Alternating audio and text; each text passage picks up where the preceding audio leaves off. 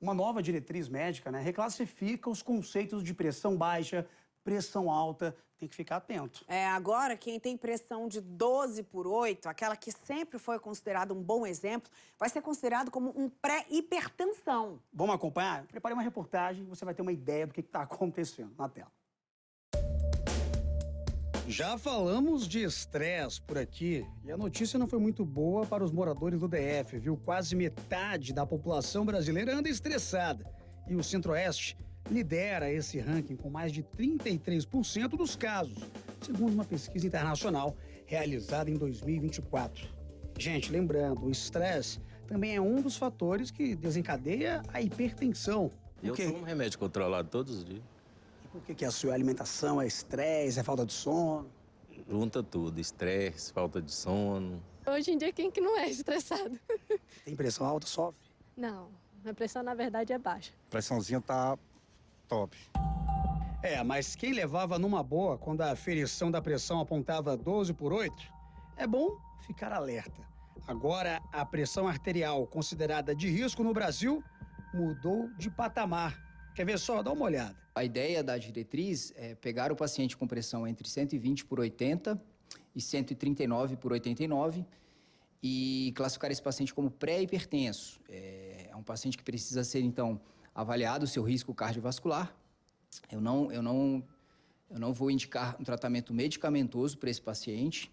Eu simplesmente quero entender como é a saúde dessa pessoa para atuar preventivamente, né? E evitar que esse paciente com 12/8 futuramente fique um paciente realmente hipertenso, com a pressão acima de 14/9. Mas essa pré-hipertensão, ela é perigosa assim?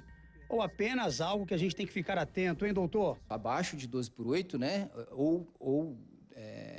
Tanto 120 ou 80, né? Então, abaixo desse valor, então o paciente é considerado normal, a pressão arterial normal.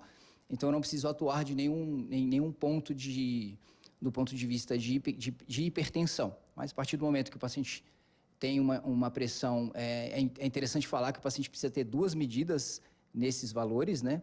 Medidas de preferência feitas em ambientes pouco estressantes, como fora do consultório, por exemplo, ambiente de casa ou pelo próprio mapa.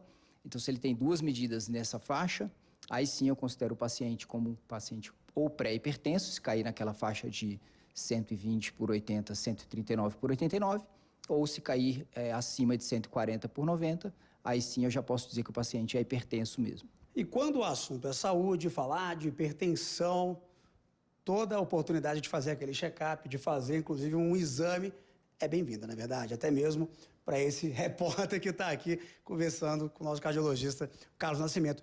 E ele me trouxe um dado muito importante, porque segundo a própria Sociedade Brasileira de Cardiologia, entre 25% e 47% da população do nosso país sofre com hipertensão. E não tem idade, pode começar ali mesmo, uma adolescência, passando por uma juventude, não tem idade para começar ou sofrer. Exatamente. É uma doença extremamente prevalente, é a doença crônica mais prevalente no mundo, né? No Brasil e no mundo. Então, é importante que em todas as faixas etárias a gente consiga uma avaliação disso, medindo a pressão, né? Que é o que a gente vai fazer aqui agora. Né? E é hereditário? Minha mãe, meu pai sofrem, meu avô sofre. Eu também tenho aí já uma tendência? Excelente pergunta. Sim, tem um componente hereditário, então se você tem parentes próximos com hipertensão, fique mais atento ainda. Tem algum sintoma, por exemplo, a pessoa fica muito suada, muito agitada, não está conseguindo dormir bem. Quais são os principais sintomas que a gente pode analisar, acompanhar para suspeitar de uma pressão alta ou tem algum sintoma específico? Então, normalmente a pressão alta ela é assintomática, tá? Isso é uma coisa que preocupa muito, porque a pessoa pode passar anos e anos da sua vida com a pressão alta e não sentir absolutamente nada. Quando os sintomas aparecem, muitas vezes isso já é um problema mais antigo, mas o paciente pode sentir dor de cabeça, dor na nuca, um cansaço, alguma coisa, ou aparecer alguma doença já em órgãos-alvo, que a gente chama, ou uma insuficiência renal crônica que o paciente está desenvolvendo, ou alguma doença cardiovascular grave, um infarto, um AVC, né? Ou as doenças da aorta, por exemplo, um aneurisma de aorta. Então é importante que o paciente, por isso a prevenção e a aferição durante todas as suas fases da sua vida, né? Para que isso não se torne uma doença crônica e o paciente já tenha as suas consequências sobre isso, né? Bom, são quase 10 horas da manhã, já apresentei jornal, já acordei 4 da manhã, essa é a minha rotina. Vamos medir então, doutor. Será que vai dar bom isso aqui? Vamos lá. É importante que o paciente que vá aferir pressão, ele esteja em um ambiente tranquilo, sentado pelo menos 5 minutos, com as costas apoiadas, perna descruzada, bexiga vazia. E não pode ter fumado antes de aferir a pressão, né? Então, vamos lá. Vamos lá. Tomei café bastante no jornal, também acho que isso pode dar algum problema, é assim mesmo?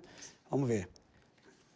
Geralmente tá dando entre 12,8, já era essa pré-pressão. Rapaz, eu tô preocupado, viu, gente? Vamos ver, né, doutor? Vamos lá, vamos ver. Coloca aí, vamos ver.